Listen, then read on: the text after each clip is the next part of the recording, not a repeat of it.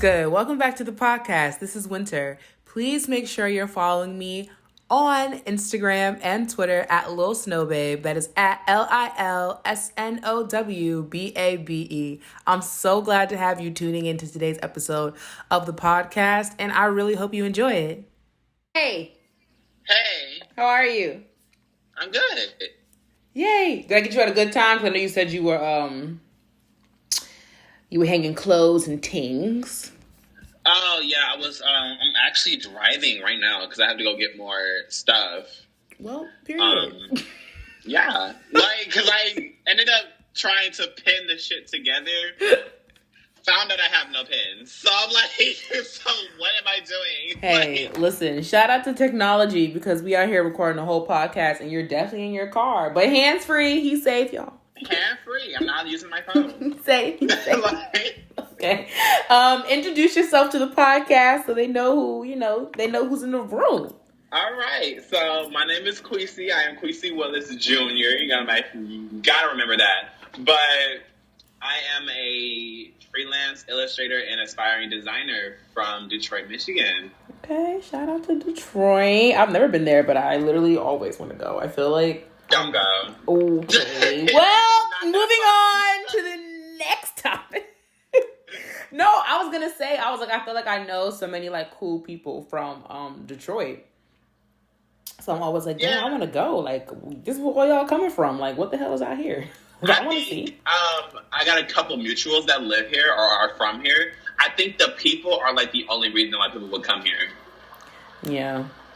It's one of those, I feel like it does give off vibes like it's one of those places. Like, you definitely go for, like, the energy of the people and, like, communities. But I don't think people go to Detroit, like, for Detroit. Just to enjoy it. Yeah, like, oh, I'm going to Detroit. Like, oh, who do you know there? Oh, nobody. I'm just going. And you're like, I'm like, girl, why would you do that? What? Like what's in Detroit, why would you do that to yourself? That's hilarious. Oh, my God. Okay, so you're an aspiring designer. Like, talk to us about that. What is it that you design? I really want to get into making women's wear and, women's wear, men's wear, that kind of thing, ready to wear kind of shit. I'm literally obsessed with, like, all your sketches. I'm like, wow, like, one day, like, I need it in my wardrobe. I need everything. I particularly love women's wear more than men's wear. I think men's wear has gotten a bit boring, but I think that's kind of what creatives nowadays, like fashion designers that are younger and particularly people of color that are aspiring designers are trying to warp that because we all kind of acknowledge at this point that men's wear has gotten a bit boring. I mean, it is. I mean, what do men wear? Like we wear suits. I'm upset every year at the Met Gala. I'm like, y'all come with the same boring black suit. Like, it was crazy you said designers of color because it always takes that one black person, right? That one black guy to sprinkle in something on his suit, and we're like, ooh, like. And I'm like, the bar is so low. The bar is so low. And, it might not even be much, but it's something shit. Like, they always talking about how they want to give, like, they want fashion to be being pushed forward and breaking these boundaries. Yeah. But every time there's a runway show, it's really rare that you see a men's outfit on the runway show where it's like, oh my God, like that's something so revolutionary. Like, no, we've seen it before. Y'all just did different patterns for it. No, like literally, that's what it is. Different patterns, different colors, like same pocket square. And ultimately, it'd be the same patterns. They never change the patterns. They don't change the fits. Like, I honestly, I would love to see a man like I don't know if you're familiar with Yahya Mateen, but like I love him, and like I would love to see him wear a suit, but I would love for it to be corseted. I think men don't utilize corsets enough.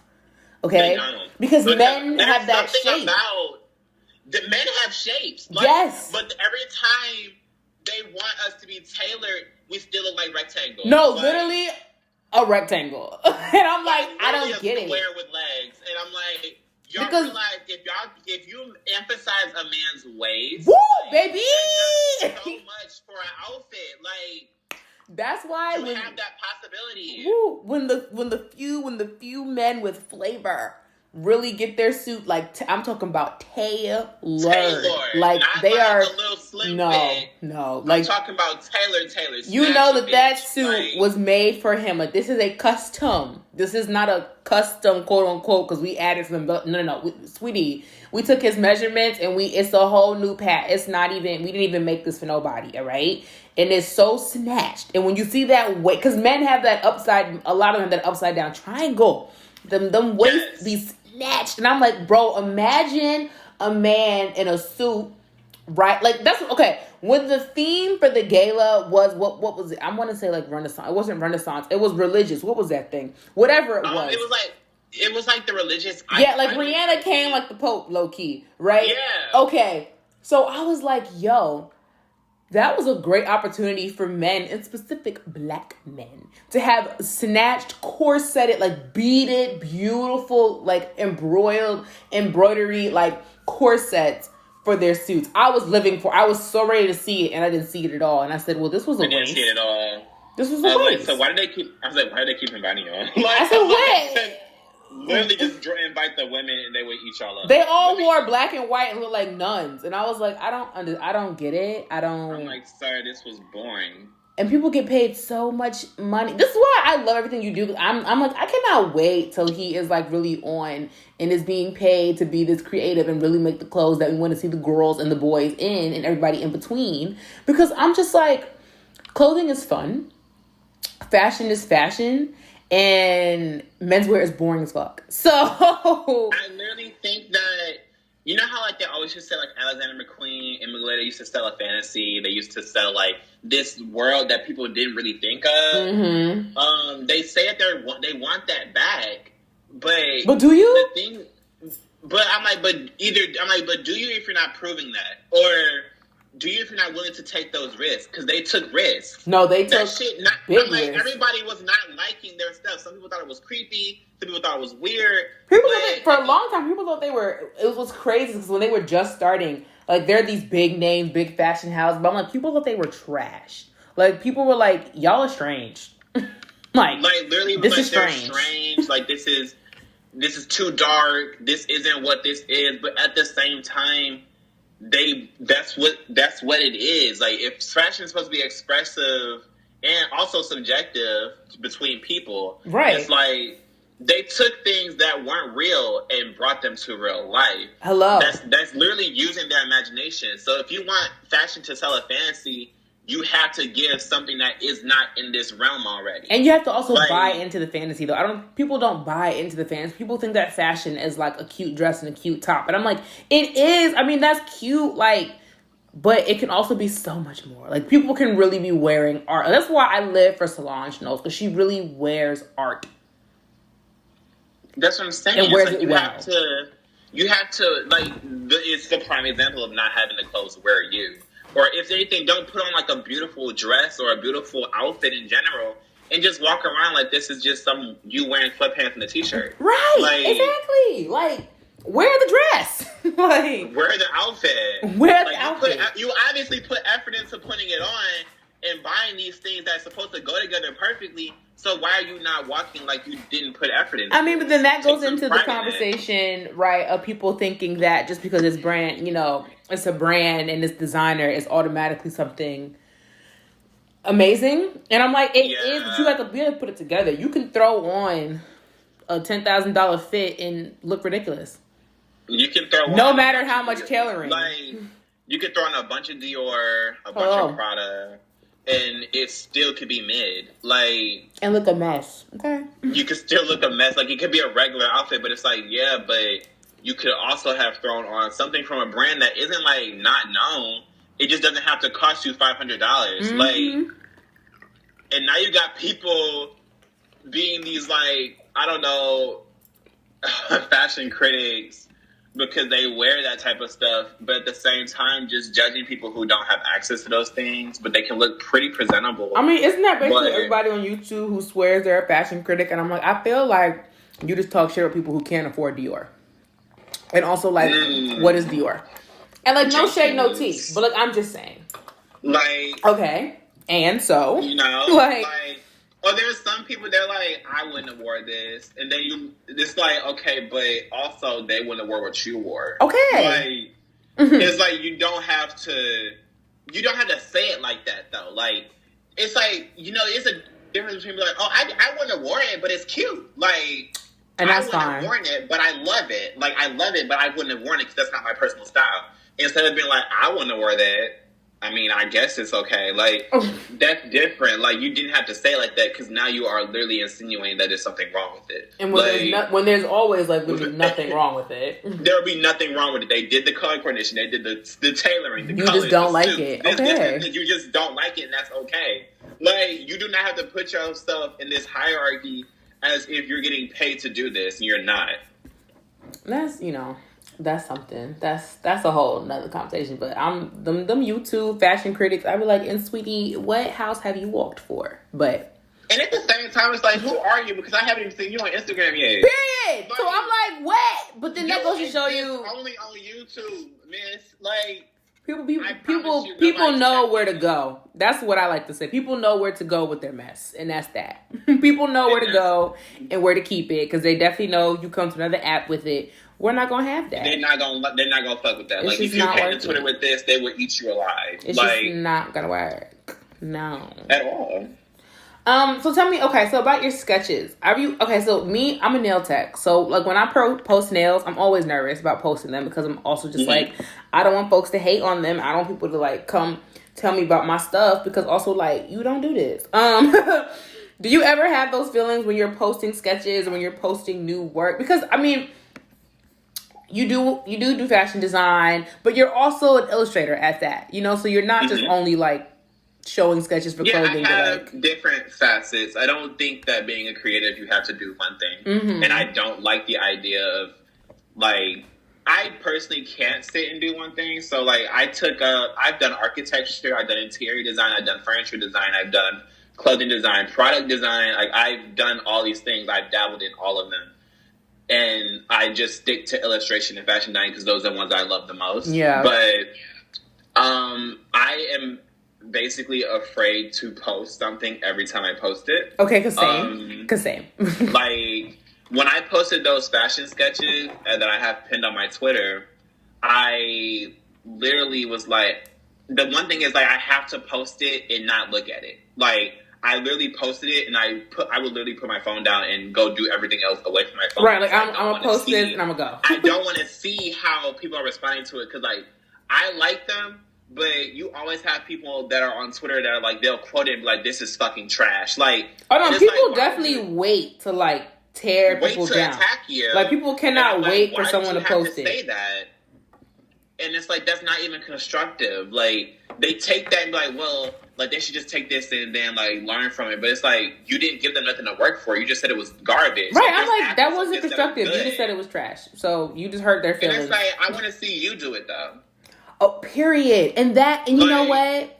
You're in a facet of like once you also like when we start seeing your clothing on people and like it's really out there, you are gonna then be also in that part of like clothing Twitter, right? Which to me, people get real like audacious. The audacity of people sometimes on that side of Twitter when talking to the designers.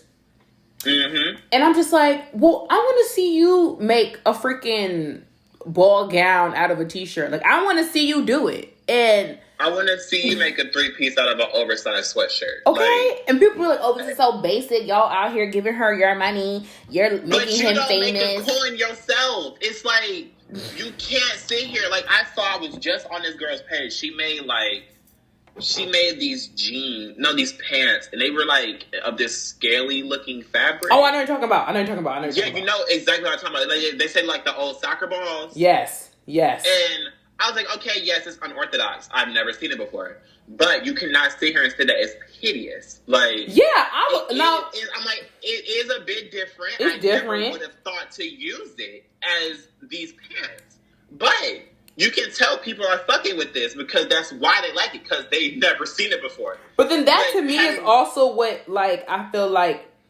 that's what makes people designers. You know what I'm saying? That's what makes fashion. It's like she looked at a material and looked at a pattern and was like, You know, what if those are Like, pants? maybe I can do this. Give me a couple different colors.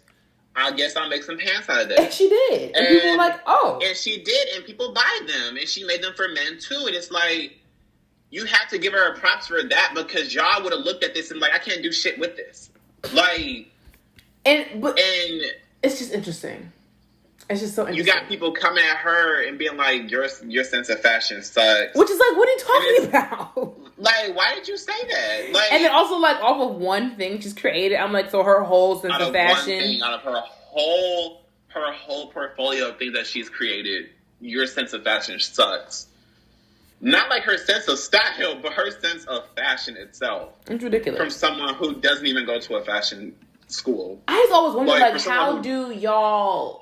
Like, because see, okay, I do nails. So like, yeah, people wear them. It's the same thing. But like, I feel like with clothing, because sometimes it could be something that's like mass produced, right? Or you make a lot, even when it's just you doing it yourself. Okay, you can get like 15 orders for a skirt you made or a pant or something. And so you make them and then you ship them out. And so now you're waiting, right, for these 15 people to get their pants and like put them on and then see what they say about it, right? Because they like the picture, they saw the model, but like they don't know if they put it on. Now they gotta put it on, try it. Yeah, and I was wondering, how do you prepare yourself, like, or how are you preparing yourself when you really do like enter that realm of Twitter or just the industry when it's okay, people are really wearing my clothes and like now it's really out there.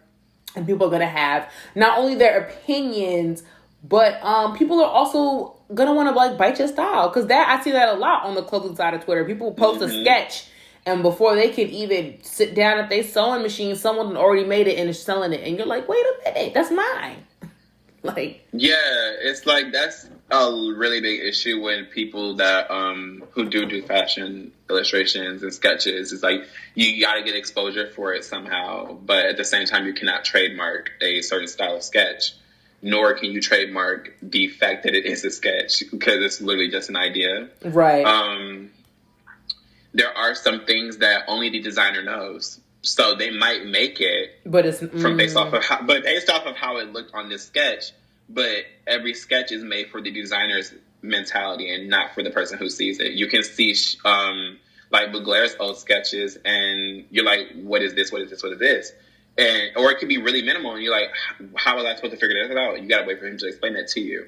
There are certain things when you design something, the person that stole it and think they're getting ahead of you, they would not have implemented exactly what it was that made it something of yours. Those sketches that I post of my fashion illustrations are the things that I will post. There's certain things that I know material-wise, fit-wise, flow-wise, all these things, color scheme, all this other shit, like those things only I know. They won't pick that. And that's what's going to make it be different regardless. Like, yeah, you can make the skirt, but it's not the right material that it was supposed to be. Like, you don't know anything about how it was supposed to be fitted at all. You just fitted it because you like, oh, it's a skirt. I see it cinched a little bit. It got a little flow. Like okay, I know what it is. So right. I'm going to do it like this. And it's like, yeah, you did it wrong. Right, because it's like, that's not what I was doing, see? So now it's stupid. It's like, people will get upset because they're like, oh, like, she's biting my style, this, and that. But it's like, is it your style if you didn't change it a little bit when you made it? Like, you have to, if you're going to create something, there has to be a bit of you in it so that no matter who takes it, they can't it's take still it. Not, yeah. They didn't really take it. It's still not the same.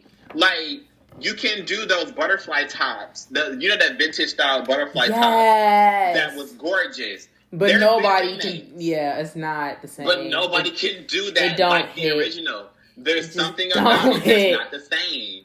Like, there's got to be something about this that you took and implemented into this piece that makes it yours. People can paint traditionally, yes, but every traditional painter paints differently. That's why they're different artists. That's true. Like, everybody digital, they use the different brushes. They all look different. Like, I don't particularly worry, but like, oh, like I have to put a fucking huge ass, ugly ass watermark on my stuff because no. Now I have people that won't retweet this because they're like, why did he put this right on top of the drawing? That's true. Like, Because also just aesthetically, and people just like the people drawing. like to look at it, and then they're like, "Oh, I love this," but now you put this big ass circle. So on I it. can't like, even. Now it looks like you just got it from fucking Google Images, like right. Which people are like, "That's not what I wanted. I wanted the aesthetic of seeing the sketch. I wanted the aesthetic of this." Like, if I put those giant watermarks on my illustration pieces, there wouldn't be people like, "Oh my god, I have this in my lock screen. I love it." Or I put this in my Pinterest mood board. I love it. Like, they would not have done that. I mean, I have friends who I know print out people's sketches and just, like, use them as decor in their home. Like, they're just, like... That's something I can't go for. I don't know.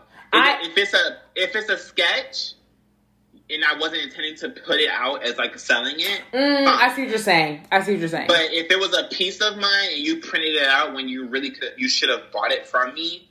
That's different. Well, that's what I mean. I mean, more so, not like, I guess like when designers or people sometimes just like, they just like, I guess kind of, I don't want to say throwaway, nothing is a throwaway, but like people just kind of post something, be like, oh, it's like, it's an idea, it's a concept, like, who knows, whatever, right? Like sometimes I'm like, oh, that's just a beautiful like figure. Basically, like, so my friend, she works in clay. So like the reason she likes sketches or printing out sketches is because she likes looking at the figure of it, because she does like figurines. So I think from that standpoint, like, it's not so. And then it becomes decor because she printed it, and now it's just out there in her house because she's like, so like more so of a mood board kind of thing. Yeah, or like a study, basically. That's different. Yeah, like a study of figure because because also even just with your sketches, like everyone doesn't even sketch the same way. Like you could tell 10 designers to sketch something, and they will all look different, even though they were all told to do the exact same thing.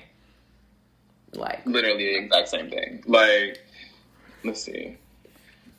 I just think right now is a very interesting time for people to be designers.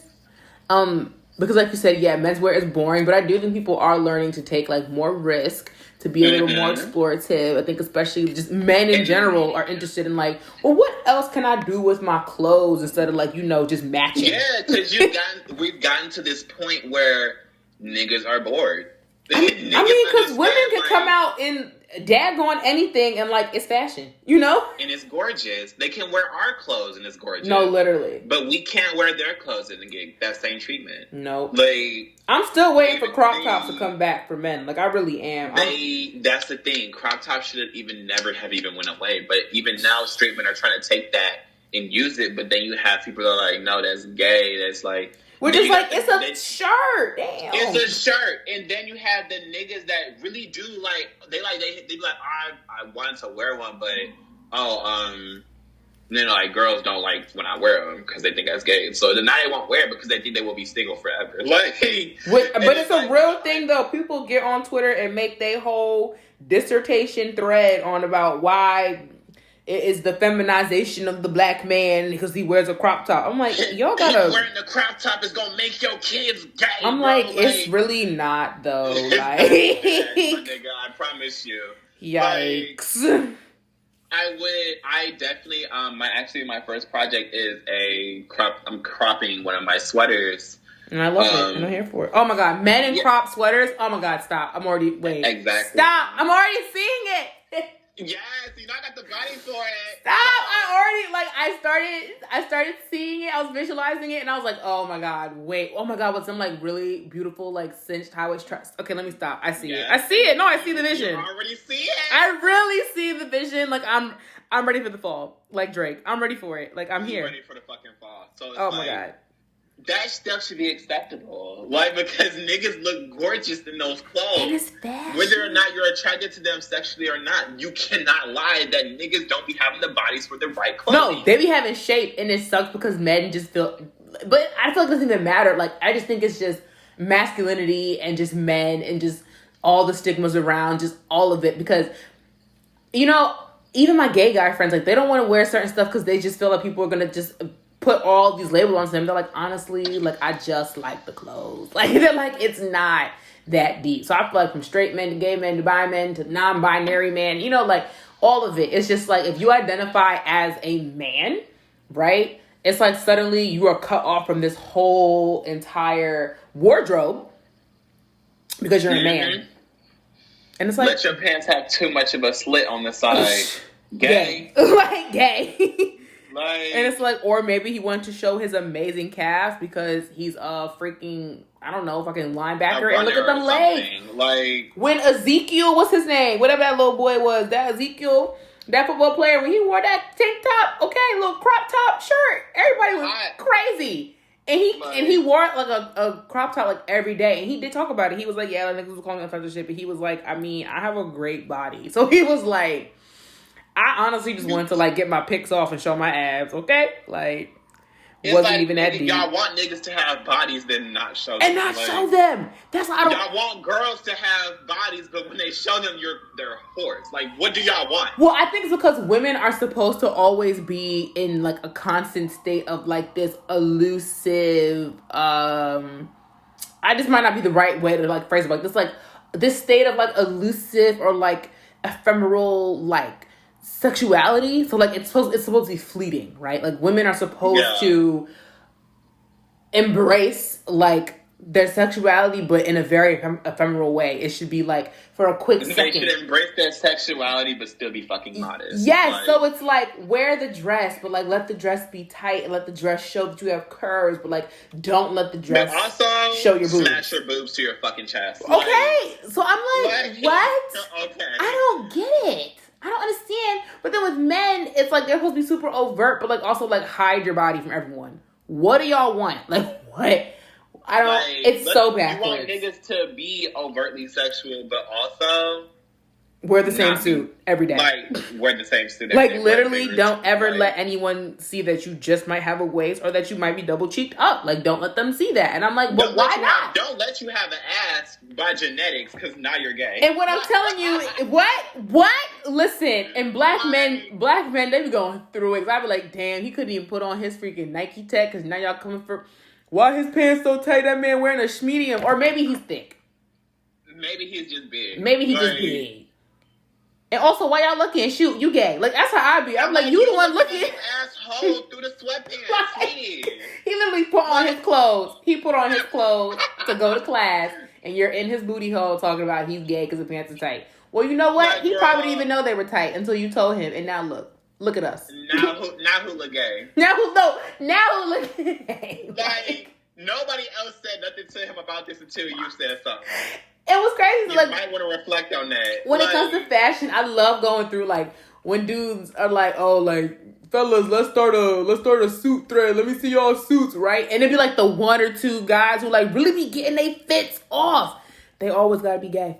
Everybody's like, oh, I mean, he's mad gay. I'm like, or maybe he likes fashion. Why did y'all even want these niggas to put a bunch of random niggas' pictures in these threads? Which, like, first of all, let's talk about the homoeroticism of starting the thread in the first place. But anyway, like, y'all don't want to talk about it. Y'all don't want to talk about it. Let's show our chest tattoos, bro. Bruh! Like, nigga, you got your whole nip nops in my camera. And I'm watching you flex in the camera. It's like, yeah, that shit look good. Like, no, bro, why are you doing that? Guys on Twitter are so interesting because I'm like, y'all claim to be the most hetero men like on the planet, yet you're constantly asking each other to show each other's bodies in a state of undress. What's tea? What's tea really? I just want to know. I'm like, baby, do you really want it to the chest or do you want it to the chest? You might as well have just said the chest thread. Like, I literally saw a thread that was like, yo, fellas, what's y'all favorite Nike Tech, right? And I'm like, all I see is a bunch of dudes in some gray sweatpants. What are y'all doing right now? Like, y'all could have just said that. They never said post the picture. They could have just said comment the type. And that's what be getting me too, because when women respond like, y'all are getting real interested or whatever, they be like, what you talking about? He said, I'm like, y'all could have sent the link. He did not say post a pic. Just said like, oh, this Nike tag, like hey, the one that's like. So this. Y'all are telling on yourselves right now, baby. I'm gonna retweet it though. I'm gonna retweet, but I'm just saying. I'm gonna retweet this thread though because I like the content that I see. I'm just saying. Oh my god. Okay, so on Twitter. Even though you are your own fave, because we all need to be our own faves, is there like any account or just any person who you're like, damn, like I really hope they retweet my shit one day so I can really just like pop? Because I got people like that. Damn, I got people like that. I'm like, I can't wait till you. I got so many. I don't even got their actual at name. Like, because literally the crazy part is the people that I've usually been like. In my head, I'm like, oh, I really hope they see my stuff one day. Like, I really hope they like it. Yeah. they've eventually followed me and actually liked it. Like, but that's manifestation. I swear that's power manifestation. That's like, crazy because literally there was this one artist, his @name is actually Rosehill 1999. Okay. He's like a traditional artist. He does digital too sometimes, but his art is so good. Like, I love it so much. And I've been following him for a while, like a long time. And I'm like, oh my God, I really just want him to see my stuff. Like, right. I know it's nowhere near like what he does, but I really just want to know if he likes it. And it actually, it took one of my actual mutuals, who is the artist as well, who's a mutual with him. See, he retweeted my work and he saw it, and then he followed me and retweeted as well. I was like, oh my God, like, how did I just do that? My effing mind, like, Twitter is such a magical place because I feel like Twitter is the one place where everyone, no matter what your level of, I really don't like this word, but celebrity is on the internet or in the real world, it doesn't matter because you're accessible. Exactly. And I feel like everyone is accessible in a way on Twitter that is different from Instagram, that's different from Facebook, that's different from YouTube, different from Snapchat. Like that Twitter, like it's like you could tweet something real quick and be like at Rihanna, and she really might see that and interact with you. Like she literally might see it. And you might be like, oh like people get jobs because Twitter. People get casted. People Twitter. Get jobs. Twitter, not Instagram, Twitter. Twitter. Like, I keep trying to tell everybody, Instagram, I keep trying to tell everybody, every app is canceled except for Twitter. Because Twitter is the only place where I feel like you about to really actually get something off of what you do. The craziest shit. You can see, like, people's success stories happen on Twitter, and it's amazing. Like, overnight. Like what the thing about Twitter is, like, it takes one retweet. Literally one person saying this. One person. It takes one person to be like, oh, he snapped. Retweet. And then you go to bed and you go on with your life and you wake up and you add 1.4 million views, 360K retweets. Your DM is full of people asking you to make their wardrobe for Fashion Week. And you're like, huh?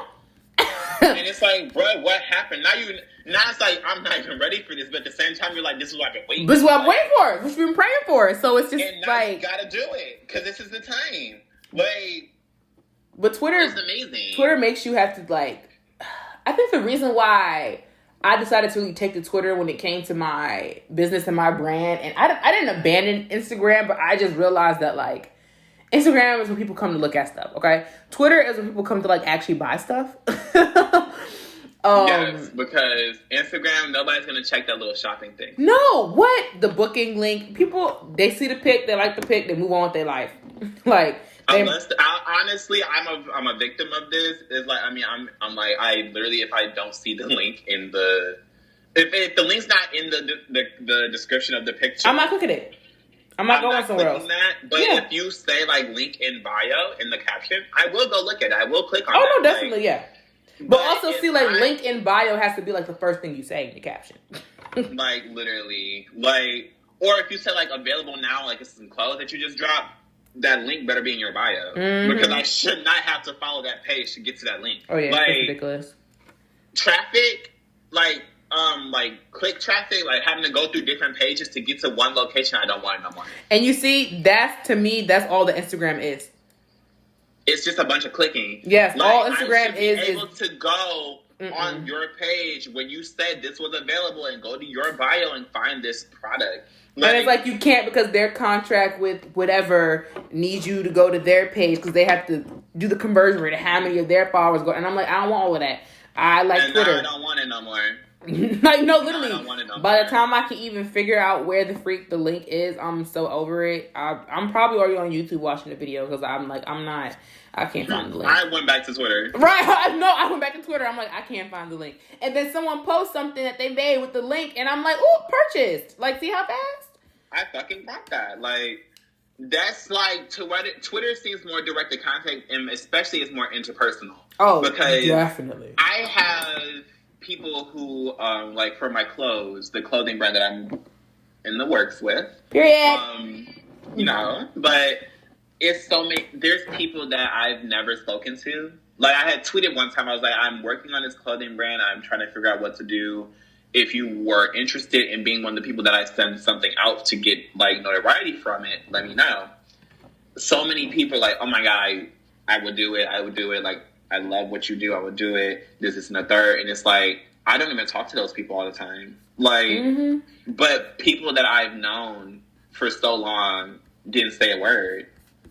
And that's kind of something that bothers me as a creative, is like, I get more support from people who I've never met in real life than those who I actually have.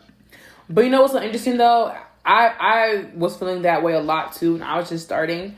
But I always just think back to, again, a tweet that I saw that I feel like it just keeps reminding you, you know, like, it is hurtful. It definitely is, because it's just like, your friends should be supporting you, your family should be supporting you, but it's like, you also can't really look to your friends and family for support. And it's true. I mean, it's true. It's deep. Like, it's very deep. It's very real. But it's also just like, yeah, but like, y'all my friends, you know? Like, you're my family, and like, I know you saw this tweet. You know what I mean? Like, I know you saw this tweet. Like, no, it is. But also, that's Twitter. That's what I'm saying. People will support the fuck out of you on Twitter. Like, people will make you famous on Twitter because they want to see you, like, be famous. They want to see you be successful. And that's it. Like, it's nothing else. They're like, I just really fuck with your energy. So I'll retweet this every day. I've really been following you for a long time. I love what you do, so I just want to do this. Period. Like, people that put you on greatest people that you tweet a question, it's like, I really don't know what I'm doing. Like, they DM you like, hey, I had this, and this. I watched this video. Like, if you need any help, you can go there. Right. It's like, those people really exist, and it's like, it's so heartwarming because I literally just had it happen. Like, I tweeted, I was like, I'm making sure that I don't need to ask somebody for help, because when I do ask, apparently none of y'all know what the answers are. And she was like, you know what? Like, here's these links. Like, here's this, and this. Like, I know you need the help. Like, I'm just starting off with this, and this, and this, and this, and that. Like, and I feel like that's really only Twitter. It was that simple. Because you go to Instagram and it's crickets. You can be like, hey, y'all, I need help. You post in your story, if you know anyone who knows how to sew, please let me know. Nah. Nope. Mm-mm. And then when you actually do something, I'm so proud of you. I knew you could do it. As if you knew, because you didn't know I was struggling. Like, I was struggling the whole time and you didn't say a word. You literally, like... You watched me struggle. I hate you. You will look at it on your freaking Instagram and you can see that you have literally like 10K people like viewed your story, whatever. And you'll be like, wow, okay, cool. And then no responses. And you're just like, no responses. So like, do y'all care? Or like, should I just delete this Twitter? Like, I mean, delete this Instagram. I just delete this whole account? And just live on Twitter. Because y'all obviously don't care. Like, y'all don't care. You can't. Like, that's care. Why I truly think that Instagram is more for showing your conceptual stuff. Like, Definitely. You get to organize your portrayal on Instagram. Twitter Definitely. Is like you get to organize you get to show what you got, and you get to show how you interact with people. Yeah, Twitter is definitely the process. Twitter is the process. It's definitely Twitter's the process. Conversation. Instagram is like, here's what happened from Twitter. Here it is. No, literally, like, Instagram is like, okay, I did the thing I said I was going to do that I've been talking about on Twitter for a year. You know, like that I've been working towards. I've been tweeting about this for a while now. I'm finally showing y'all that it's done. Like, that's how people are like, oh my God, can you tell me like how you got through this? And I'm like, baby, I've been live tweeting the whole process for a year. Where were you? Like, where were you? You've been following me on there. Like, no, literally, like, can you make a story time? No, I cannot. You can follow me on Twitter. Because there's the story time. Baby, I made a thread. Like, that's just, you know, that's just a part of it. It's just a part of it as a startup, as everything. But, like, I just feel like, I don't know. I have so much respect for people on Twitter who, like, make clothing. People who are designers, people who have companies, people who started brands, like all of this. I love it so much. It's just like, I know it's time consuming.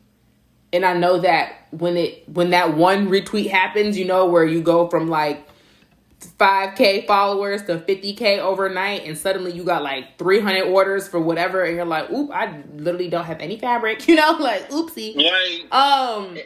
I love just seeing like how people go, okay, I guess like this is life now. Like I'm okay, like this is my brand.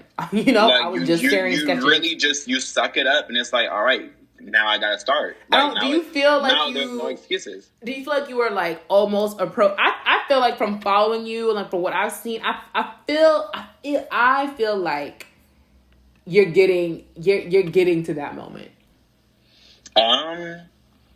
I definitely have a lot of work to do, and I am completely fine with that. My one thing that I know I have to do is I have to post more of the stuff that I like, the more of the finished products and maybe more of the works in progress. My one thing is that I tend to get a bit discouraged because it seems as though like when nobody notices it, it's like you got ignored. But at the same time, I've blatantly seen people who have successful businesses. They will post the things that they're working on, and nobody will, like, barely anyone that they follows them will retweet it or anything. Right. But they still get those orders in, though. No, but they still get those sales. When they drop the set and say available now, whoop, maybe you are sold out in a minute. So it's like with this current project, you know, saying like, oh, I sewed this together out of this old sweater, like, you know, it might go somewhere, it might not. Like, you know, it doesn't really matter, but it shows that I got this fucking expensive sewing machine a week ago, and this is what I made 2 weeks later after having no sewing experience. Like, hey. And when it comes to illustrations and stuff, it's the same thing. It's like, I showed you guys the work in progress, and then here's the final thing. It might not look nothing like the work in progress. But here it is. I did it, though. Period. But I did it, and people have told me, they're like, I think people more so want to support you monetarily.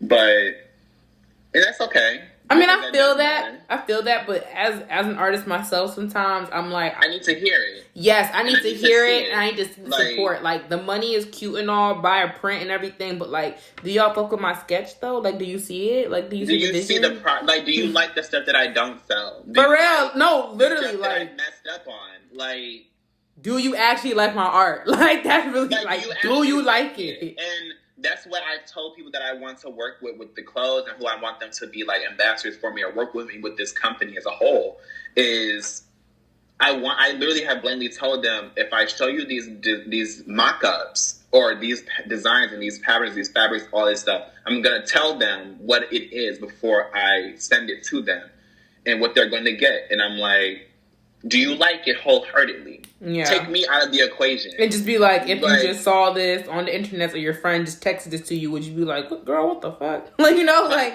Yeah, I literally tell them, like, I want you to like it if I made it or not. Like, because that is what makes wholesome support and wholesome, like, customers. Like... Honestly, I think that's why a lot of people, I feel like maybe in the earlier days of what I like to call the Twitter boutique, right? And people were making things, regardless of if you wanted to call it, you know, couture, high-end or not, or just really simple things, whatever. I think that's why a lot of people kept their accounts anonymous, you know? So, like, they would just make the clothes, they would post the clothes, they would do the photo shoots, they would find a couple of friends or some models to showcase the work, and they would sell it. And, like, no one knew, like, who, you know, like, I couldn't tell you who was making it. Like, we never saw who was making it. And I think only now has it started to become not only just popular, but expected that, like, now we know who the designer is. Like, I want to see. And what's crazy is I feel like back in the day, like, motherfuckers did not know what some designers look like. People had fully... that I follow now, yes. I have no idea what they look like.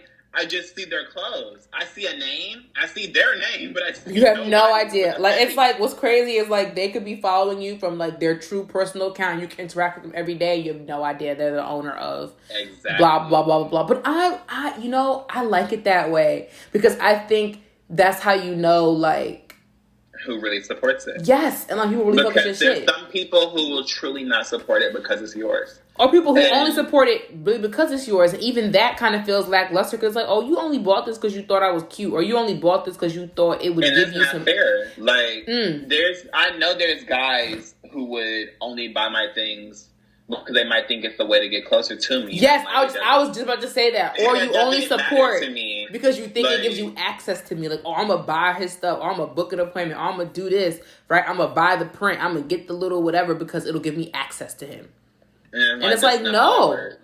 You bought it, thank you. But, like, I'm not finna chat with you. That's it. Like, it's thank you for buying it. That's thank you. And that's interesting, too. I think that's something that's also starting to become a trend. Like, people are starting to support people, but only because they think it gives them access. It's conditional. Yes. And it's like, don't buy my shit if you just want to talk to me. Just talk to me if you want to talk to me, but don't buy my shit. And then think I'm going to talk to you because of that. Like, we're supposed to be best friends and FaceTime buddies and all of that. Why? Because you bought a shirt. Because you bought a hoodie. Like, you are not my best friend. I appreciate you. Bro. But, like, we are not, like, no. But that's that entitlement. That's that entitlement. Yeah, shit. And that's when you get people that, when it comes to music, an artist will release something, they like, I don't fucking like this. Why would you drop this? Right, you're like, you suck now. Like, I'm not fucking doing this no more. And it's like, bro, who was making this just for you? Hello, like, artists still make things, and artists of all kinds still make things just for themselves. For them. I'm like, that's the whole point. And even in fashion, this isn't for y'all. People forget that fashion is still a level of art. It's a high level of art. It's people wearing someone's your art all the time. Like, fuck. And people forget that. So when they see certain shit, they're like, "Oh, this is trash." I'm like, everything is not meant to be for you. Like y'all are spewing this whole thing. It's like, what's meant for you will be for you. What's not meant for you isn't for you. And then when something's not meant for you, you get mad. Yeah, like, how about you take that and apply it to stuff that's materialistic? Like. And that's a word. That is a word. That is a word. What's meant for you is for you, and what's not meant for you is not for you. But you need to apply that to things that are also materialistic. Okay, sometimes that dress is not for you, and it doesn't mean the dress is terrible. Right? Like, it doesn't mean the dress is trash. It doesn't mean everybody who wears the dress looks bad in it. No, it just means the dress is not for you. Because there are going to be dresses that are for you that are not going to be for me. And that's okay. That's fine. But people get but it's entitlement, and that's also just Americans. Like, the minute something is not for us, like, it's not for everyone, it's a problem. But then it's like, okay, like, but can everything be for everybody? It's like that whole Brandy Menville thing. I've always been on the cusp of when it comes to Brandy Menville because they're one size and people get really mad. And I don't get mad at them because I just feel like everything is not for everybody. And I don't know. I'm not interested in wearing Brandy Menville clothing, so that's fine to me. And I don't see why everyone needs to make everything, because I feel like at some point, right, when you start making stuff, people are going to talk their shit about, it doesn't come my size. It's not, whatever. And people don't understand, like, well, first of all, especially for designers who are, like, just starting out, people cannot make everything in everybody's size. That's just not happening. I had just got done with a manufacturer, and he was like, "Oh, you might want to, like, consider, limiting your options." Yeah. I'm like, "Do you mean stylistic?" He was like, "No, like, stylistic and sizing." Because the sizing costs more as it gets more, and it's like, if we charge $300 per size per style, if you need small, medium, large, and extra large, that's $1,200 for just the sizing alone, and not how many colors you need. Like, so it's like, now imagine when you get into extra large, 2X, 3X. Yeah, and they add like $200 onto that. And at the same time, I was like, I understand this, but I do truly feel like there's some clothes that everybody should be comfortable with wearing it. Definitely, no, there are definitely certain items that everyone. Basic releases for a lot of brands' clothes that are the most easily accessible items, which are t-shirts, sweatpants, regular pants, hoodies, crew necks, sweaters in general. And I agree. It's like, and I agree. Those things should not be like, oh, you are extra large, you should not ever wear a sweater. No, definitely. That's not fair. And I told them that. I was like, I don't think I want to even start off with being not inclusive for people who are my age or not my age or whatever the hell. Because the whole point is to be able to look at a brand and it's like, I know I can go in here and at least find something for me. But see, it's important that you talk about that, because I think people also don't understand that people understand it costs money, but they might not know how much. Like, I really feel for people who are designers, especially young designers just starting out, and people, they drop a collection. The first people say it's like, oh, it only goes up to an extra large. I'm a 2X. Like, you're not inclusive. Like, you must hate. Blah, blah, blah, blah, blah, blah. I'm like, I promise you, I tried my best. Yes, like, and it's like, y'all don't understand. Some people that's like, I tried. They literally like that. I tried what I could with my budget. Like, no, people exhaust like whole savings, take out whole loans. And they're like, I could literally only afford to have these sizes manufactured. Hopefully, if this first launch and drop goes well, y'all gonna see all the way up to a 4X. But like, I could not afford 4X in all these sizes. It just was in all these colors. It wasn't happening. Like, do y'all understand? Work. And I'm like, y'all understand that the only way that a lot of like beginner streetwear brands, let's start with streetwear. People they think that streetwear is easy because, you know, you can obviously get drop ship. Yeah. And stuff like that. And that gives you the ability to be all inclusive because you're not truly fulfilling those orders. You're going through someone else to do so. Yeah, but you sacrifice quality to do so. True. And that wholesale dropship is a difficult balance. It's a difficult balance, and I didn't take that route. And if I were to take that route, I would be selling clothes that were not quality to me. And I don't particularly like to wear things. If I'm not going to wear it and it's not comfortable, I don't want to give that to somebody else. True. Like, I would rather take the cut and sew route. I pick the fabric, I pick the weight, I pick the material, I pick the this, and the third. And I would rather pay more to give less out. Like, I would rather pay more to give you guys a select amount of things. Yeah, and then come back with even more. Yeah, longer, and I can give you guys more than that. It might cost a little bit more than what I anticipated for you guys, yes, but you will pay for what you get and all the effort I put into this. The same way with my art. It's like I usually make pieces, like my larger pieces, the prints that I do make, they take me like a month or so to make. And it's like usually because I ended up changing my ideas. I ended up figuring out what's better, what's not going to work for this piece, this, and the third. But everybody's been satisfied with what I've created despite how long it takes. If I take that same principle of giving you guys quality that has taken time and I throw that away with clothing that you guys will wear and the brand that is connected to my name with an analysis of this brand that's connected to my personal beliefs, if I use all of my quality for my art and I give you guys flimsy ass clothes, what does that say about me? No, that's true. Like, so I would think that I would want to encourage people who do have brand ideas.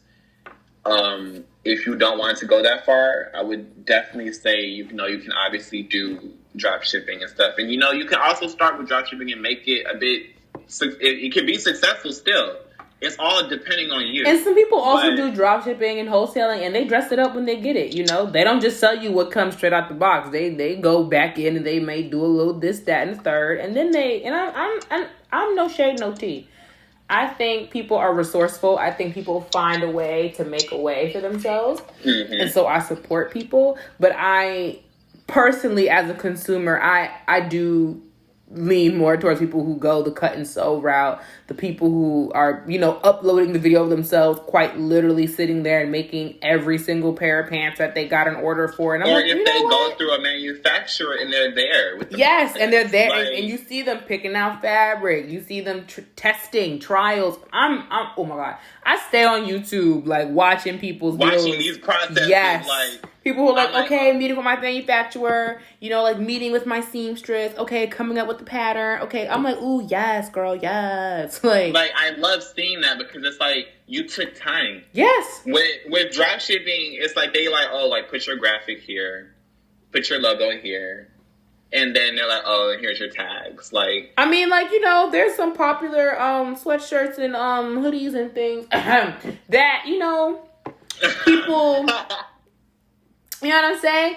People pay a lot of money for, and they feel like it's people making it, and it's not. Factory.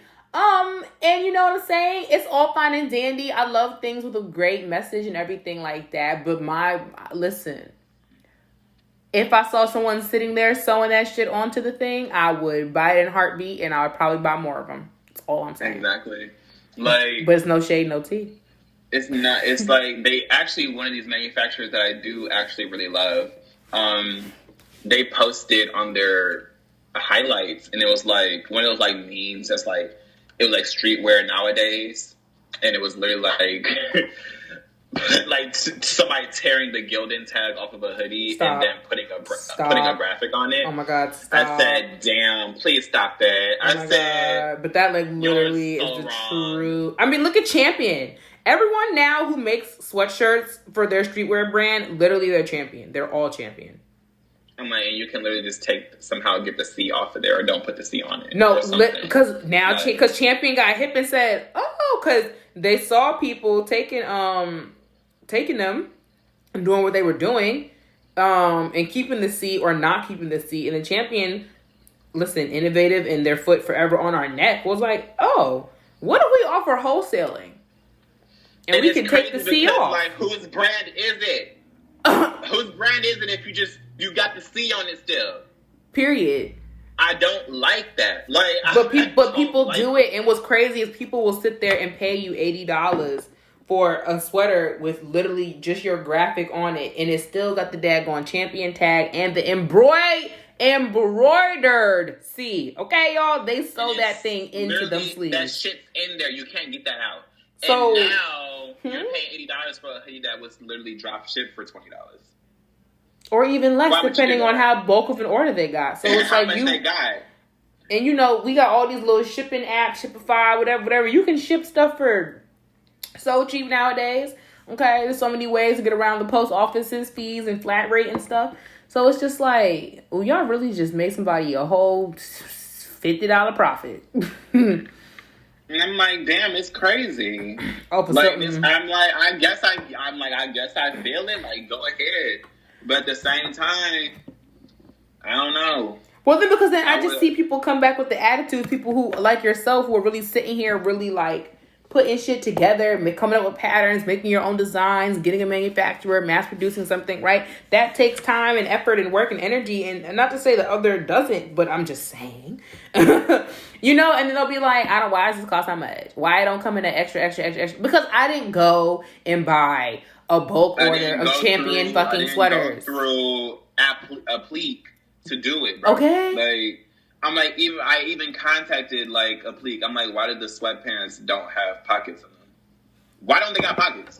And who wants sweatpants without pockets? We're being honest. Like, what's the fucking point of you putting these on? Like, the only reason we wear sweatpants is because they got pockets. I'm just gonna put that on. I'm like, they're comfortable and they have pockets. They're supposed to be an alternative to jeans. No, literally, they're an alternative to jeans. Like, if my sweatpants don't have pockets, like, I'm not putting them on. I'm like, they have absolutely no pockets, bro. No pockets in the back, no pockets on the side. I'm like, and then when I asked them, like, so where do I put the graphics? It's like, oh, you can just put them, like, on the front. They know where Adidas sweatpants have the little Adidas logo on the front. I was like, so I can't put them on the sides. I can't put them on all it can literally only go right in this one. Only go on there. And it was like, yeah, that's it. I'm like, so how is this customizable? Right, like what am I... So you telling me that I could basically make an Adidas or a Nike sweatpant? Basically with my own little graphic? Well, if I wanted to do all of that, like... I could do that at home. And I'm like, so customizable with limitations is what y'all should have said. I mean, shit, like, you could do more on custom ink. Like, exactly, bitch. I'm like, custom ink at least lets you really get a little razzle dazzle. Get a little direction to it. But other than that, I'm like, why am I even doing that? And then my friends are like some of my friends like, oh, just like, you can just get it screen printed on this, and this, and this. I'm like, but I can only put it in this area. I don't want it just in this area. I need this here, this there. Like, okay, but you can do that later. I'm like, why would I waste time doing it now? Right. Well, if I'm a drop and if I'm gonna do a release, the first one, and people don't understand, like, your first, especially with clothing, like that sets the statement for the rest of your stuff. Your first release is everything. It's very hard to come back from a lackluster first release. People gonna be like, I don't know, man, because them first sweaters. Room for growth. We all know there's room for growth in everything that you do, but you still gotta come correct though. That first time. Why would I start off at the bottom? I didn't need to. Yeah, no, that's never. That's not. If I can start off at intermediate, why am I starting off at easy? It's never gonna happen. Not doing it. Now, something I haven't seen from you is I think a lot of people who I've seen who wanted to like start off, you know, designing clothes and owning a business and like things like that. A lot of them, I think, take the well, I want to say yes, no, not really activewear approach, but they take like basically like the easy to ship and easy to make, right? So like, all right, I'm gonna be a fashion designer. I'm gonna come out with some heat, y'all, right? But like, here goes some tote bags real quick.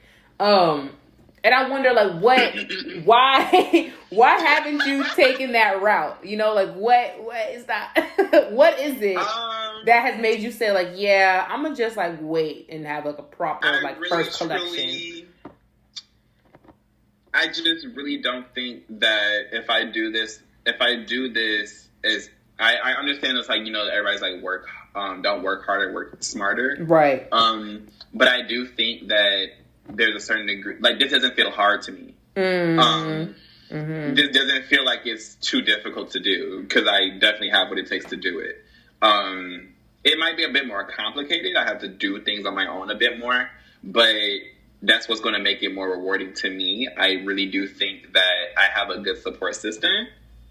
And they basically made it clear, they're like, no matter how long this takes you, we're going to be there to support it when it happens. Right. Like, there's like, if it takes you until fall to drop something, we'll be here in the fall. Right. Like, we'll be here to buy the drop. There's like, we don't care as long as it's going to be exactly what you want it to be. Those are the people that I'm like, they was like, you don't have to take the easy route, because we personally know that you don't do the easiest shit, or you don't really you don't even like the stuff that's easy to make. Yeah. Well, like, I always wondered if that was frustrating people, like, when you want to be a designer and you are a designer and you want to have a drop, you want to have a collection, but you're trying to build capital and blah, blah, blah. Like, I always wonder what that inner dialogue is like when you're like, okay, and you're an illustrator. So it's, you really easily could have been like, here goes some tote bags, here goes some dad hats, you know, here goes some prints. Like, you could have easily been like, here goes a little something. I've had access to all of that, but I've also had access to a lot of things. I had the option to move to New York and live with somebody else, and I didn't want that.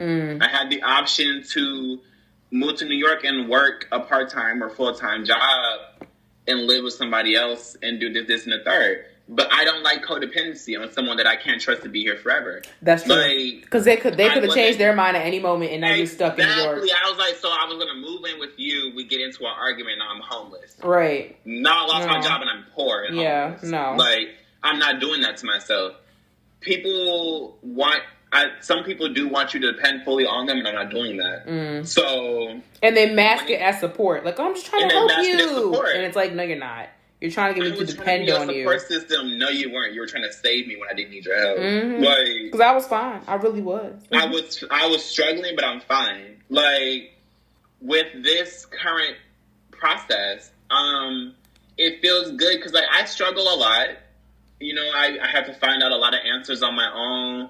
I have to find out techniques on my own. Like, even with this sewing stuff, it's like... Yeah, well, you're not in the industry where people are too keen on sharing what they know. I mean, exactly. I think the fashion industry is definitely not that at all. As illustrators and artists and fashion designers, you can ask them a question. It's like, you'll ask, like, how'd you sew this, and this? And it's like, oh, I learned from YouTube. I didn't ask how you learned. I asked how you sewed it. Right. I didn't ask. And then even when they say I learned, okay, so what video did you watch? Oh, I just Googled. All right. You know, like. I'm like, all right, so fuck you. Like. And it's like, no one's trying to do your exact thing, sis. Why you have to be like that? It's a very heavily guarded industry, and I always feel people who are starting off as designers. I think illustration and the art, people are a little more forthcoming with like, oh, well, I use Procreate and I use, okay, thanks, sis. Right? But fashion, people are like, they don't see the question. They can't hear it. They can't hear that. What was that, honey? What is this, honey? They have no idea what you said. You asked them what kind of fabric. They said, there's no fabric. What are you talking about? It's an invisible jacket. And you're like, okay. Or you're like, what kind of stitch did you use? Huh? Like, it's that simple. Okay. All right. And that's why when it came to me getting my sewing machine, I got a Juki. Instead of a brother or a singer or a Berhana. Yeah, I know singer is like the super, my like little knowledge. Singer, they're like the very beginner. Yeah. That's like the OG, I'm just starting out. OG, just starting out. Brother, more durable, but still like beginner level. People would prefer a brother over a singer. No, definitely, yeah. Some people would prefer a Berhana over a brother. But people that I've seen that do the stuff that I liked, particularly that I look up to as designers, they used Jukis. And I was like, I want that one. And I was like, I don't think that. And plus, it's an investment. You don't want to. Yeah, I was gonna say Jukis are not. Those sewing machines not something that you just not get cheap. once and then they die out. Yeah, no, in like a year. That's something people be passing that down. Yeah, like this was my mama's. When it came to Stinger, it's like, yeah, I know some people like, oh, I had my Stinger for a while, and then like, you know, they don't have actual like difficult projects, I would say. Mm-hmm. Some people get them and then they'll break after like a year or two, and they get a new one, but they upgrade the model. Or you get a brother and you upgrade the model, like right. So it's like some people literally stick with their one Juki, and they have that for like 10+ years. Yeah, yeah. I don't have the option to get this Singer and it breaks down in a year possibly, and I might not have the money then. The whole point is to get something that's going to give me the quality and the ease of access that I have right now. Like I want that right now. Give me that good quality stitching, power, all that other shit, and that's what this Juki gives. Mm. And I will be using this for a long ass time. I have no plan on giving it up. Like, yeah, I mean, I feel like, especially, you know, you're a designer and it's clothing and you're gonna be making things, and there's gonna be a lot of things that might be one of ones. You might make a real small tester, right? You're only making 7 pieces, and so it's like, if I'm gonna make something and send it to somebody to wear to let me know their opinions, I want to invest in my product.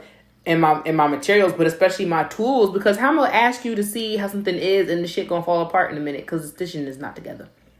Exactly. Like, and that doesn't always speak to your talent. It's actually your tool. Like, it's like, this is what you use, and you've been shipping this shit out. Like, why your hands frayed? Right. Why your seams ripping? Why ain't this stitching reinforced? Because people are not going to say, like, oh, well, you know, he's only using this one. And people going to be like, it's trash. No one's going to talk about the kind of sewing machine. Right. They don't care. That you gave this to them. You can sit there and be like, my sewing machine. People like, my sewing machine was secondhand. It was a Singer. Baby, don't care. They literally do not give a fuck. Pants ripped. Don't like them. Bye. You know, and we're in the age of social media. Now that's linked to your name. Yeah. And now, when you do drop something quality, like, girl, I don't trust it. Which is, and I've seen it happen to people, and it sucks. Oh my god, it sucks so much because like I'll be like a diehard, right? Like I ride for them, so like I still bought it because I was like, everybody can grow, everybody can get better, right? And it sucks because like you see people who are like, yeah, I bought their first collection, like it was really trash. I'm like, I don't think you should really invest in her skirts because like, her bikinis are not cool. And it's like, damn, because like you know that now like they have the quality, they have better material, like they found the budget. They have the budget, they got a better manufacturer, but like it doesn't matter. It doesn't matter because the process does not matter. It's what you give them, like.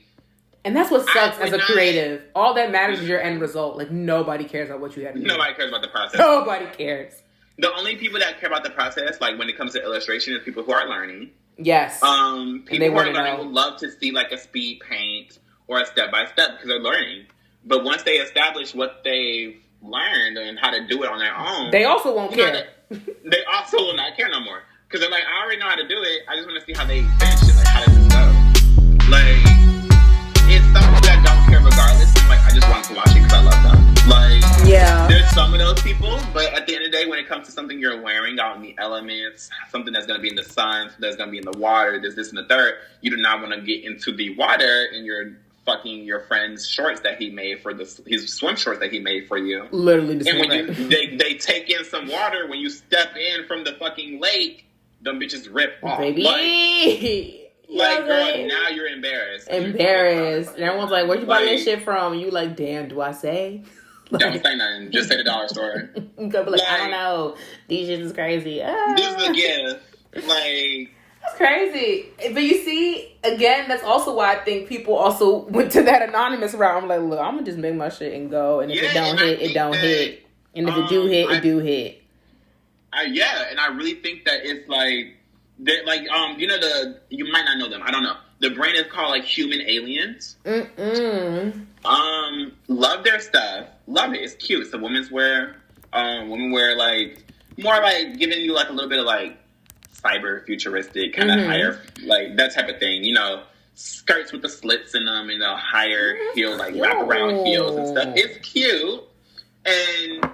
I had no idea who actually made it. I just saw the brand. The brand is like, it pops. They got celebrities wearing it. They got all the likes, all the followers, all the stuff. Right, you're like, who the hell? I'm like, who is behind this? Didn't know it was a black dude. See? And he started off with like the basics, hoodies, t-shirts, sweatpants, and then he's out here making like pieces, pieces, like he's whole pieces, and they mm-hmm. like them, they love them, and I had to find his @ name because his page is not being followed by the brand. No, so people are completely like he's completely disconnected from. But you know what that is? That's a form of protection. Because like I said, we're in 2020 and people can be so horrible. Brutal. I understand why a lot of designers like want to take a step back from their brand. And they're like, this is my brand. And they're like, this is me. To the point where like people are like, yeah, I love this brand. Like, but I have no idea. Like you start to think the quote unquote face of the brand, like the it girl, the it boy or the whatever, like is the owner because you see them so freaking much. To the point where I know some people who have brands who literally send like their faces of their brand, their it boy and girl, like to all their press, to all their events, to even like legitimate meetings. Like people who like make contracts with them think that who they're speaking to is the owner because they're like, I do not. CEO and it's yes. Like, no, girl. And they're like, I do not want to be because like I couldn't do the personal attacks. Like it's one thing if you're under my brand page talking whatever, it still is hurtful, but it's another thing people like have direct access to you. Like and now they're attacking you. Yes. And then you're like it was one thing that I found shirt. You can hurt the brand's feelings. The brand doesn't have a physical identity. But attacking me personally. And see, I think that's different. The key as well. The brand doesn't have a physical identity. So the brand can always be rebranded. Like exactly, people can tear down a brand. Can always heal. Yes, but the person cannot. Will not always heal from these comments. Like, because y'all won't let them live it down. Well, also, and Twitter forgets nothing. So even if you delete your personal account and make a new one, someone's going to bring up the fact that you used to own at whatever brand and it was trash. You know what I mean? Mm-hmm. Despite the fact that you have the capital now, the influencer, the clothing, the know-how, the knowledge, the manufacturers, you're making pieces. People don't care. They're going to say, I ordered from him when he was at da-da-da. Remember when he just started and he made that shit that fell apart? And you're like, oh my God, that was 5 years ago. Can I grow? And people are like, no, you cannot grow because I bought it and it was trash and I hated it and you didn't even refund me. You can't grow, bitch, because I didn't like it. And you're like, wait, I did refund you. And they're like, well, shut up. It took too long. I hate it. You know, and then you lose $1,000. And you're like, what?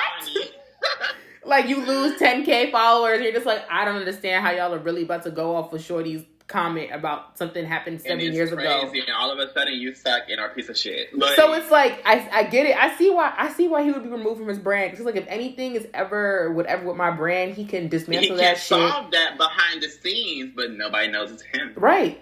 And he can go, or he can just be like, fuck it, tear it apart, scrap, make a whole new thing, and still be making his coin and bank. And people can never be like, oh, because people knew it was him, they wouldn't buy. They're like, oh, that's so and so. I don't like it. Mm-hmm. Yes, you do. You just don't like him. So he said, I'm not going to give you a chance. Now you're not fly as hell because you don't like me. Right. He said, you don't get a chance to not like me. But I wonder if that's exhausting. Like, do you feel like you're going to be...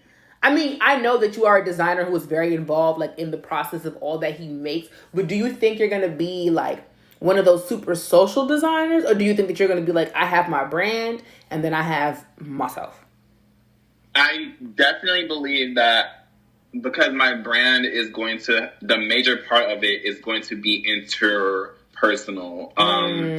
It's going to be this is the component of, like, this is a part of the brand. This is a part of this brand because Understood. A part of the reason why it is what it is because it's me. Right. And I will disconnect from it to a certain degree, but at the same time, I want people to know that it's mine. But it's just like, it just doesn't seem like, I don't want to be too into it. But I will definitely be there when stuff is getting fitted, stuff is getting conceptualized. I'm there in those rooms. But you might not see me at this event or something. Like, you might not see me at this, and the third, because I just don't want to be seen that often. I don't do well when it comes to being expected in certain crowds or having to fake it with people that are in the same industry as me. And I think people expect that a lot from people in the fashion industry. They want you to be fake because let you go to New York and you have beef with one person who's popular just like you, all they have to say is that you are an asshole and now you're not getting booked. No, literally, that's no. And that's not something I really like. Yeah. I'm not going to fake it. I'm not. I don't like you. I don't want to. Like, no, literally, I don't like you and I don't want to. We can be cordial, yes. We can sit here in this event. Just don't talk to me. Don't do any of that stuff. Like, now, if you force the interaction, now you're giving me too much of this pressure because I'm like, now I have to sit here and not act like I don't like you and I don't want to do that. Right, now I got to talk. Like, now I have to talk to someone I don't fuck with. Why am I talking to you?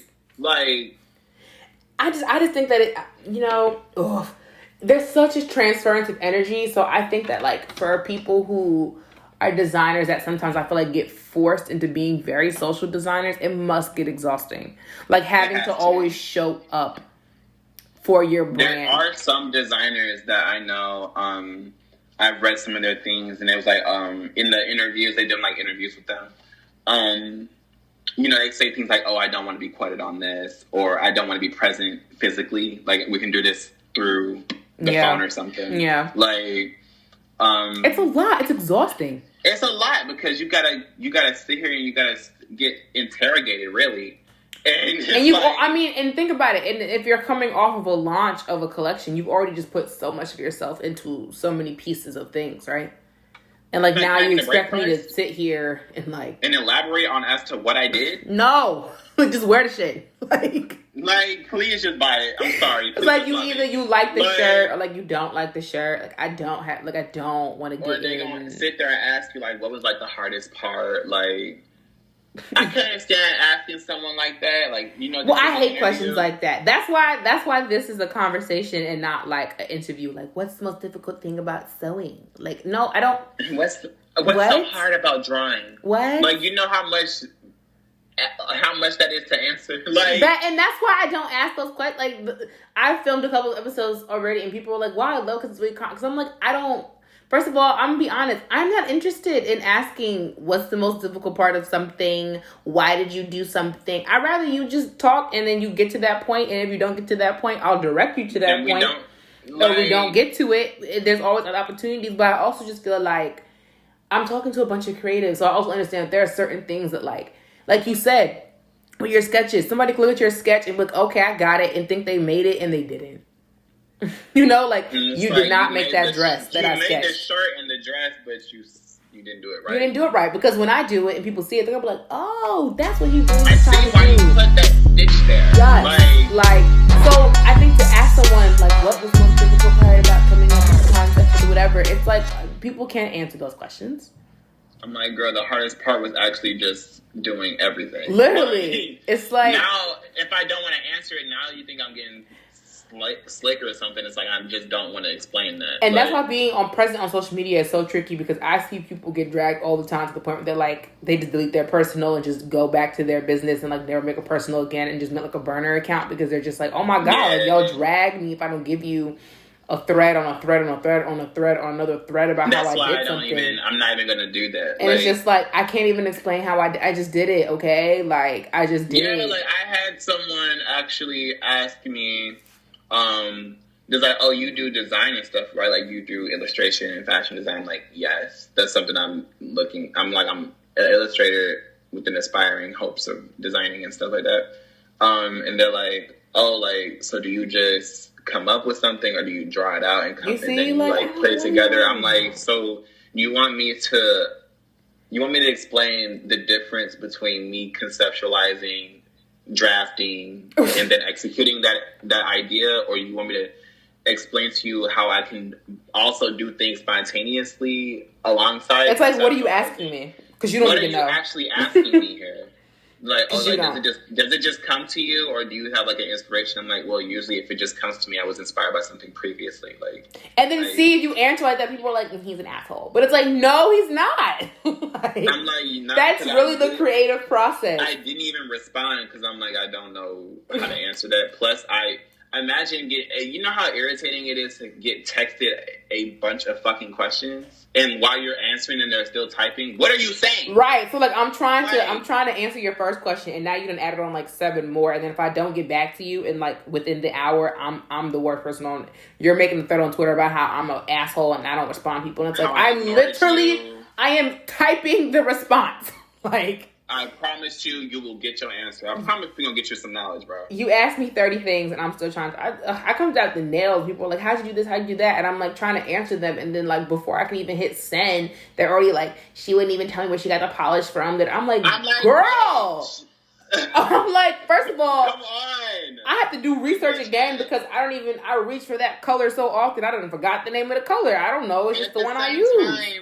I'm like, you really think me, somebody who's I'm constantly drawing and thinking of stuff and researching things, adding things to Pinterest, bookmarking, tabbing, all this other shit. I'm always on both devices, an iPad and a phone. And you want me to type back and forth to you while trying to finish the last piece that I just started. And I don't think people get that either. Like, when you are doing, like, when this is, like, a passion, you're, like, it's, like, this is what I do constantly, like, all day, every day. So, like, I am now, you know, you get to a point where you no longer at that, it's not even about being a beginner or an expert. It's just, like, you just get past the point of where you're still trying to figure out how to do it. It's muscle memory. I just do it now. So, like. Exactly. I'm like, bro, they're like, how'd you figure out anatomy? That's something that I do have a bit of more leeway with answering because that shit was hard as hell for me to learn. And I had the issue of asking people and nobody helped me. I'm like, you know what? Let me help. So, the one thing that I do have to tell people is that I did not take the traditional route of, like, drawing all the circles and the lines and this and the third. Oh, you did it? Like, you know, like, if you go through a book and it's like... I remember. My sculpting classes. I used to hate those drawing figurines. I literally started off with... I would look at people do, like, those really super fast speed drawings. Mm-hmm. I was stopping and starting the video at certain moments to see how their pencil moved. Then I would go and do it on paper, and I'm like, oh, that's how they did that. And then go back and watch the video and just play some more. Yeah, that's how I learn. I have to see someone do it. I can't learn. I don't learn being told steps 1, 2, and 3. I learn you have to show me step 1, 2, 3, and then you gotta let me try it. Exactly. And then there's another artist on Instagram. Her name's Chelsea Gracie. Mm-hmm. And I learned she's like the best person I learned from because she was like, despite how many followers she has, because she has like over like I think 50K right now, and she's highly interactive. She literally responds to multiple people in her comments, and she gets like thousands of comments. And you can compliment her, she will respond. Like, I DM'd her, like, how did you do this with the waist and the compare, like, the difference between, like, these and these shapes and this and that. She's like, oh, like, I did this, and this. Like, you can follow my Pinterest. I have the pictures on there that I've used for the references. And that's what I even tell people to go back to her and look at her pictures. And use her as a reference, yeah. Yeah, because not every picture that she posts is finished. It's like she posts her sketchbooks, and then you see her processes alongside her finished pieces. Mm-hmm. Like, not many artists do that all the time. Sometimes they will just post the finished piece, which is okay. I'm one of those people. I usually only post the finished one. Mm-hmm. But that's only because my issue with my sketches that are digital, they never actually usually ever are anything. Like, I've drawn pictures and they're like a bunch of random lines and I just fill them in. Yeah. Or I will do the paint part first and then add the lines later. Yeah. And it's like, that can be a bit confusing to people. So I would prefer to do just show you the finished pieces. Yeah. The finished piece. And I might show you one of the works in progress sketches, but not the actual one. That's why, like, every picture that I've posted, I posted a work in progress and they're like, oh my God, like, I didn't know this was it. Because I completely changed it when it's the finished piece and it's better than what it was. Mm-hmm. Like, but if I gave you guys a time lapse on how long that took, you'll be sitting there watching it for about an hour. Right. And so people it was 100 hours compressed into one. Like, but you know, that's the age we're in now. Anyway, people, it's the era of Amazon Prime. You know what I'm saying? People want everything instantly. People want it now. So it's like, if you don't answer my question now, I'm over you. If you can't show me how you sketch that right now, I'm over you. You know, like, people are just so over it. Which is why I asked that question, like, about, like, you know, I wonder why you didn't go that route. Like, you know, I could just give y'all some prints, a couple of pins, you know, some stickers, a tote bag, and a dad hat, and call it a day until I'm ready to give you pieces. Like, But it's like, that's not, you know. I'm like, I'm missing out on money, possibly. I'm missing out on this, possibly. Like, I guess it's a possibility because I'm like, I have an imprint page. Like, I have stuff for sale. It's just that nobody, I'm like, people bought it. Yes, people love the stuff that they got, but not that many people did. So I'm like, well, I'm not going to keep investing and have a bunch of shit in my house. But it's also not really like the passion project. You know what I'm saying? Like, that's not the... Like, I don't really care about dad hats like one of my little characters on it. Because some people do. Some people live for their dad hats that they make in their hoodies. And I'm here for it. I'm here for it. I'm here for it. Because there are some things that are simple. Like, what's that girl? I'm forgetting her name. But she made the Women Come First. Is that Valentina? Yes! I love Valentina. Okay, Voight. Yes, Voight by Valentina. I stand her. And what's interesting is because I saw someone trying to basically like talk to her about her shit because they were like, all you make is like basic shit. And I was like, okay. I was like, that was rude. That was rude. That was very rude. I was like, you think about it. It was a great marketing strategy. It was a very great marketing strategy. You know what it is? And this, now, there's someone I follow. Her name is Raquel Savage. She's a sex worker. And she made this thread about, like, she was like, I think I figured out why people have such a visceral response to sex workers who are extremely successful. Like, to the point where, like, I am earning millions, right, off of being a sex worker, no matter what it is. Yeah. And she was like, I think I figured it out. And she was like, you know, basically, all that it really is that it's jealousy, but it's also people get angry at themselves for realizing their mediocrity. Yeah, and it's like you're mad because you look down on this for so long. It's like, why would they take that route in life? Like, that's not gonna get them nowhere. And it got them everywhere. It got them everywhere. I'm like, in reality, y'all are mad for people for OnlyFans accounts when y'all watch porn all the time. And then it's like she got paid to show her tits, but y'all pay for it. Like, you know what I'm saying? But back to Valentina, like, all she said was, I'm gonna get me some hoodies. She don't sit there and sew them hoodies together. We know that. We know she don't sit there and embroider them. We know this. We know there is a manufacturer. Sis, if I did enough research, I probably could find them. Okay? But the point is, she said, oh, this is cute. Oh, this is funny. Oh, this is a tweet. Oh, this did numbers. Marketing. Merchandise. Like, I think it's people... the same thing with me. Yes. Meech made the You Married. Oh my God, yes! People get so angry at him. And I'm like, y'all are mad because he figured out how to turn something he was genuinely dealing with into a marketable and profitable business. The only issue I have is some of the commentary. Some of the commentary is a bit off. I'm like, I mean, we're all a little problematic, a little bit, but I feel like I know exactly what you're talking about. I'm like, you probably shouldn't have said that. I feel like I know exactly the incident. You should have just said you got another drop of hoodies, girl. I'm like, you should have just said that. I'm sorry. Bro, you should just show us the hoodies, Meech, okay? Because that shit really set me because somebody was like, I was like, oh my God, like, you self-hiring, here's a hoodie to stop that. Like, I said, oh shit. Like, I was like, no, but at the end of the day, I stand him. At the end of the day, I'm like, at the end of the day, I cannot not Baby Tussle because he definitely said, you know what? I'm gonna flip this. Like, flip it. I'm like, she did the women come first. And she flipped it. And I think people are so mad because they're like, basically they feel like this bitch, got some fucking hoodies and put women come first, sells them for damn near $65 because you got to add shipping, baby. They're $58. Add that shipping, so they're $65 damn near. And she made a bag. She's constantly making. And she constantly sells out. She got women wearing them to rallies for women's support.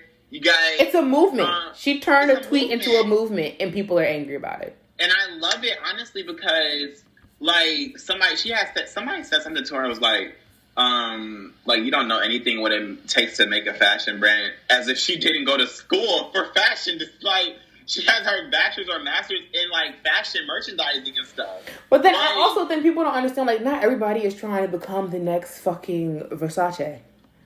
I'm like, not everybody's trying to become the next Gucci. Like, right? Like, some people really just want to get their fits off until they get their fits off. Or they just have an idea and they're like, I might as well do it. I might as well do it. I got the money, I might as well do it. Like, she makes her money off of other stuff too. Like, I don't think she just does the hoodie. Oh, no, baby. She has jewelry. She has swimwear. No. Sister. Yeah, like she has other stuff that she actually does put a good amount of, like she does put herself into everything. Yes. I'm like, you can't get mad at her for this. I just think that people y'all talk about how y'all want people to have these multiple disposable incomes, and she did that. And then y'all were like, but you know what it is? People do not like to see people actually become unrelatable and rich. See, when she was just starting out, when she was just selling the hoodies and they were like just a novelty and she was still small, it was cute. You felt like you were supporting someone, you were helping her pay her rent, and you could, women come first. You felt like you were saving her. Now sis, she's out here wearing Chanel and stuff like that. Okay. She don't gotta worry about paying her bills because her shit's paid off. Because it's on auto pay. She hasn't thought about rent in a year. You know, and now you're mad. But like, you bought the hoodie. You bought the first drop. Now you staring at the hoodie. That's the same, but it's the same. It's the same thing with Meech. Like, you bought every single hoodie for the first year, and now you mad because he has a bag. I don't understand. You mad because he wears Gucci like glasses? What do you want from him then? He's supposed to stay poor? I don't understand. How are you gonna stay poor when you made thousands of dollars, tens of thousands of dollars? I want to be honest about it. I'm like, bro, y'all talk about how y'all want people to use their time and to make stuff and this and the third. They do that. There's people that do that. Like, yes. There's one brand I love. It's Damaged Intentions. I love it so much. I've loved it for a while. I still have not been able to get something, but I love his stuff. I'm like, he draws that stuff out. He ships that shit out by himself. And it makes like, I don't understand. I'm like, y'all can't really trash that. Y'all can't trash that. And I'm like, I have a friend who's working on, getting his name out there. His name's Ladarius Dion. Yeah, on Instagram and Twitter. And it's like he's doing this himself. He has the same concept of quality and getting our stuff out there. He's like, if I wanted to go and just mass produce something, I would have done that, but it wouldn't have been me though.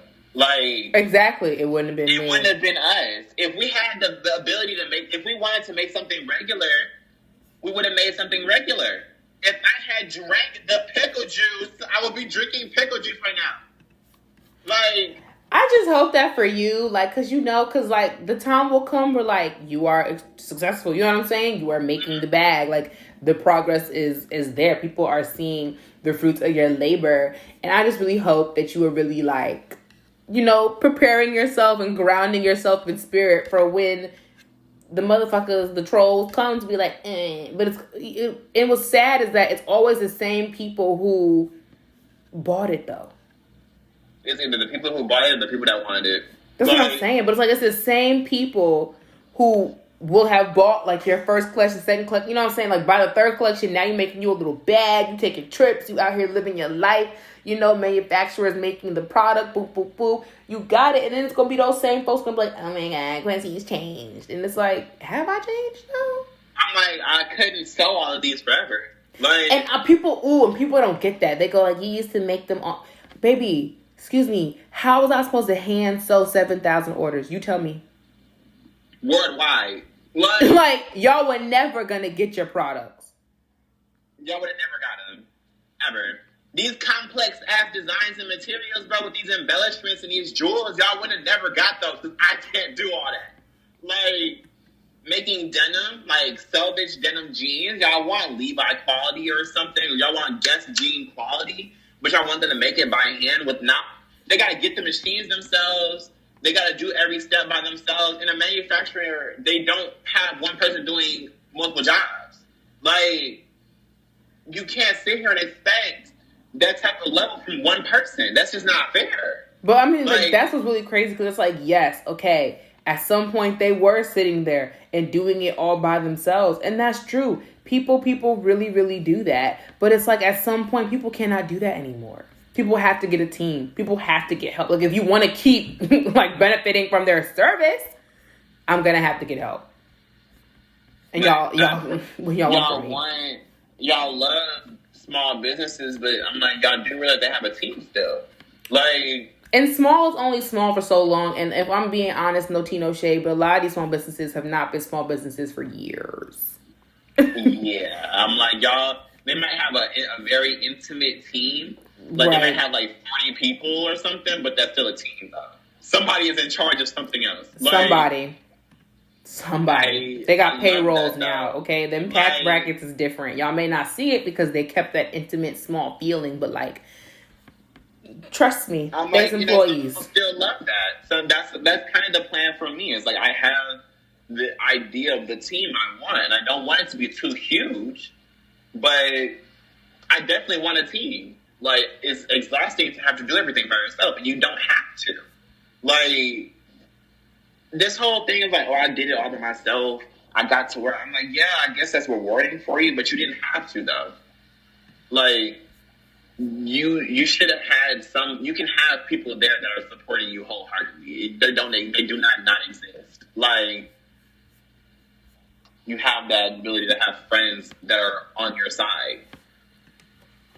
You know, and that's why Twitter's a magical place.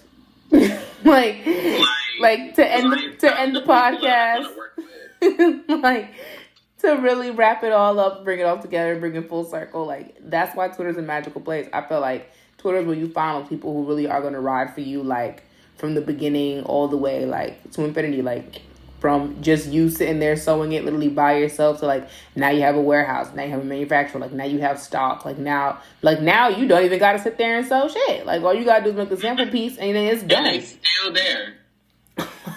And they still there. They still bought it. They're like, yup, I bought it when it was only $100 and I'm buying it now when it's $800. What's the problem? Like, I'm still here. Because that $100 quality, well, baby, it done went up now. Now he's not producing the same thing no more. Like, now it's better.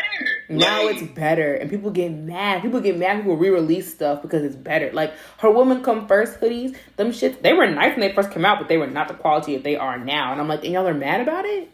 I don't understand. I'm like, at first it was regular French terry. Now the hoodies are made out of merino wool now. Okay. Like you want better? Like, don't you want to rock that? And like, also, don't you want to flex and be like, I got the vintage OG and now I got the new? Like, what's the problem? You can afford both. Like, to me, that's the ultimate flex. Like, yup, I got the first drop, second, third, fourth, baby. I'm on the seventh inclination of this whole thing, and it's beautiful. Like, I've been here from get.